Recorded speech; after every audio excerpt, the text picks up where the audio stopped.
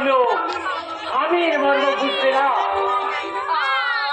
ঠিক ঠিক তুমি ঠিক তোমার নারী জনক, যে নারী তার আদর যত্ন সেবা দিয়ে স্বামীর মন জয় করতে পারে না, তার স্ত্রীও সাজে না। বৌদেবনী, তার স্ত্রীও সাজে না, সাজে না, সাজে না।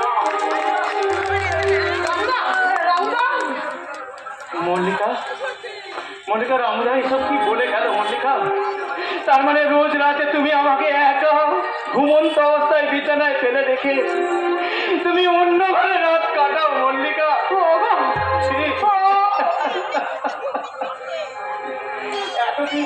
এতদিন তাহলে তুমি আমাকে নকল ভালোবাসার অভিনয় করে আমাকে আমাকে তুমি ঠকালে মল্লিকা, ঠকালে।